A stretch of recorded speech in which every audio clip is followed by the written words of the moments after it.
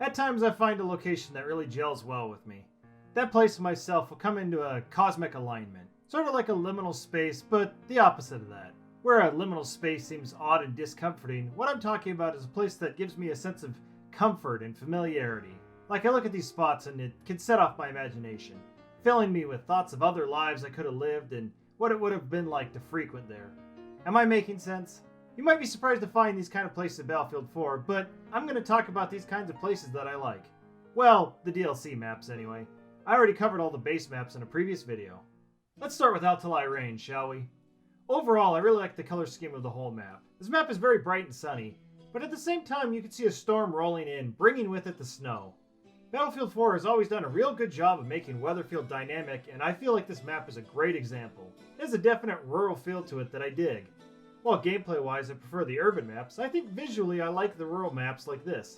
This map already gets my stamp of approval because the steppe has always fascinated me due to its dual foreignness and yet familiarity. Maybe that's why my favorite features on this map are the wood structures that can be found mostly at Objective A. Where I live, the countryside is dotted with old wooden buildings that used to serve some sort of farm purpose, and these remind me so much of them.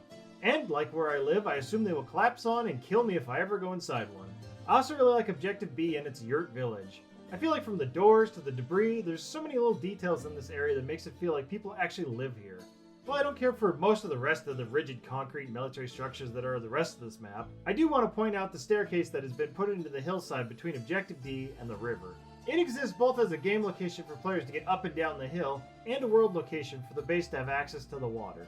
I just appreciate the thought that went into these stairs, being placed in what otherwise could have just been a blank hill.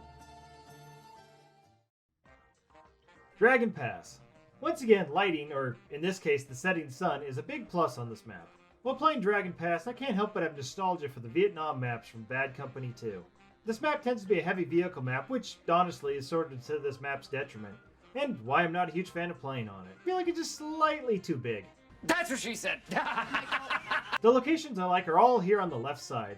Maybe it's because the left side feels more built up than the right side, as you can see in the bridges. On the left are these old, ornate stone bridges, while on the right there are these wooden ones. So let's talk about Objective C. Well, the structures at C aren't that interesting, minus the radio tower. What is interesting is its location. C is sitting on a raised little peninsula. There's a stone bridge on one approach and a muddy walk on the other. Behind it is an impenetrable rock. This makes the location become sort of a little holdout spot that makes it incredibly fun to defend. Next, let's talk about B, or rather some objects near B. Sitting right in the middle of this water here are these small boats. While fighting on them is not particularly practical, I find myself drawn to them. Maybe the idea of fighting someone on them instead of, I don't know, the reality where a tank just shoots it. Also not practical is the fact that this business thinks people are going to come here and relax at this muddy mess. As much of a muddy mess as you'll get if you eat at this specific Wendy's. Don't know why, not a problem at any other Wendy's, but this one will assault your mud-making pipes every time you eat here. But the in-game business is trying. They've set out festive umbrellas and everything, which is still doing more than this Wendy's. Hey, can I make a guess about you? I'm guessing you've never seen this little structure here at B. It looks to me like an outhouse. All I know is that it gets squashed by the first tank that rolls into the objective. Last, let's talk about A and the village just north of it. I really like this village because of the way that the mountain rock range sits behind it. It serves as a rocky backdrop on which the little stage is set. I do like all these little set pieces. These houses are shaped more interesting than any other buildings on the map. As far as little details though, A has these fun little terraced rice fields, ramps, and these round concrete pipes. All of these make fun little pieces to play in and around when in combat. When I think about it, I think the China Rising maps are some of the maps that show up the least on servers. Well, okay, second least. For some reason, probably because people have cinderblock brain, they all want to play it 24/7 on the same boring map all day. Oh yeah, I'm going to talk about that one. Overall, this map is pretty well laid out. I do like the rocky real side more than the shifty sand side, but if I have to pick a base down there, I would say I do like C. C is full of little details that I like that enhance its seemingly functional layout. All the electronics have wires running around connecting them. These tents immediately tell you that this is an American camp because of these AC units. Sorry Europeans, I can tell if something's American by how large it is. Oh yeah, those are some American grade shitters. And tell me this isn't an American style watchtower. On the other end, we get base G. This is an opposite one as instead of having its open office layout, it's nestled against this cliff. It seems like good fortification, as long as you ignore that you can just hop down. My favorite thing about this base is this watchtower in the middle. This thing has great visibility of this entire side of the map, which is why it's getting blown up immediately every round. Enough of that though, it's time to talk about the big bean burrito of the map, the one right in the middle of the crossroads in the center, the Big D. This is probably the best objective in the entire map pack. This location is so great, I've seen it recreated in other games.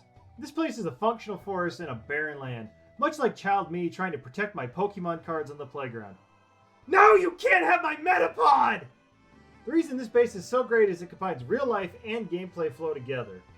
Everything is organized in logical areas with a path to them. The hangars are on one side, then you have these tents, which I just find neat. They have the details inside of all these little cots as well as being affected by the wind outside. Fighting in the base is fun because it has so much fortification to it that you can find all sorts of little chunks or towers to defend at. At least you would if it wasn't for the fact that everyone's just going to run in and try to grab the bomber. Caspian border. I don't know why, but I have a minor fascination with the Caspian Sea. Maybe it's just because it's a world away from me and yet similar enough to make me ponder what life over there must be like. A location that is isolated from the world, but still big enough to have multiple countries interacting. And on this map, those two countries happen to be Turkmenistan and Iran. This is probably my favorite level in Battlefield 3, so I was glad to see it come back for Battlefield 4. So, like your dad stepping out for cigarettes, let's take a quick trip over to the first objective. I would say I like this little town here at Point E, even if it's more beat to shit than I remember. Hey, maybe that speaks to its layout that I remember it despite all the damage this place has taken. Just a weird curiosity I have with little border towns and the communities that live there.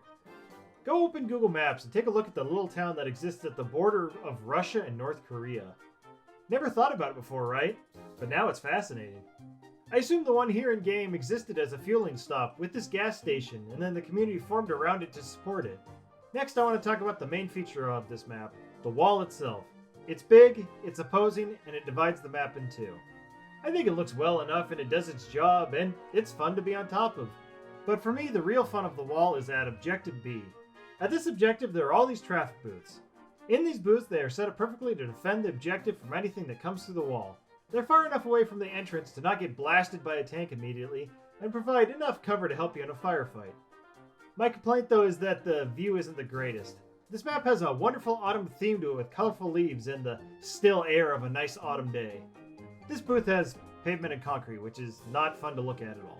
But hey, fun enough that they turned a whole game into it, so what do I know? Gulf of Oman. Switching gears, let's talk about Gulf. Oh man, who shot me? I like the city part of this map, the upper objectives of E, F, G. I like the urban layout of these buildings that seems clumped onto each other in a claustrophobic firefight boosting way. Plus we have the cool locations like Johnny's Mini Mart right across the street from Johnny's Mini Mart. Okay, granted they reused a lot of the 3 signs they had for this area because these things are flimsy and getting shot off instantly. I also like the monolithic large hotel that's just jutting out of the flat landscape here as a monument of the town, with a stellar view of the exact same hotel again. Okay, so the whole area has some issues, but I still find it more interesting than the entire beach area, and I am wholly uninterested in the sandstorm. It's cool the first time it blows in, but I don't care for it, and now I can't see shit. Operation Firestorm. This is going to be a quick one because, let's be honest, this whole map is just an oil refinery. I will mention though that these 2 under construction buildings at D are great because of the advantage that they give you over the whole map. I know everyone likes to be up on the main refining tower, but these towers have just as good a view of the whole map, specifically the one on the left. In that same train of thought, I like the under construction building just above A, because it's such a good line of sight down into A. Operation Mortar. Here's a hard fact. No one seems to ever pick Naval Strike maps. I get it, I can only ever remember about 2 of them in all honesty. So, Operation Mortar. This is a map that I like part of. Do I give a shit about the big stone fortress that takes up the high ground? No, I could not care less about it, even if they dipped that thing in big juicy American burgers. The part of the map I like is the low-lying areas with the bungalows. I mentioned in the other video how wood structures on the beach like this help tickle my fantasy of getting to go to one day.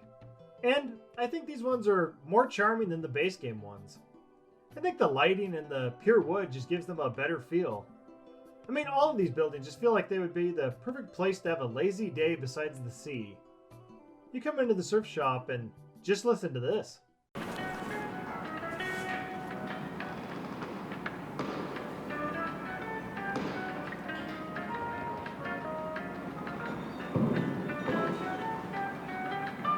Peaceful. Then you could walk up here and get some food, which I bet you didn't even know there was a kitchen here because this shit is blowing up the first time an IFV rolls by. So many of these places just exist for you to sit there and relax as you look out and enjoy the sea. Hey, maybe next time you're in charge of a server, give this map a chance and add to the rotation so you too can enjoy the sea. Naval Strike. I don't care about the little islands, it's all about the central island, baby! And specifically E. With its concrete brick garden and how it reminds me of small Japanese islands, I've always fantasized about a quiet island life, tending to a garden like this with the sweet sea breeze blowing in on me. Then I later retire to my peaceful lounge to listen to music or whatever. A life where I've Dr. Manhattan myself away from the problems and annoyances of my real life.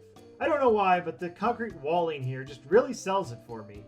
The way these breeze blocks are set up and how you can just see the ocean through them. The lighting and the wind here just creates a great atmosphere that doesn't seem replicated elsewhere on the map, even though it's the same wind and the same light everywhere else. I'm guessing it has to do with the contrast of the hard concrete walls and the stones with the moving sea and trees that gives this place a feeling that makes it my favorite place in the entire Naval Strike map pack. I hope I made some sense in trying to explain weird spots that I want to be in.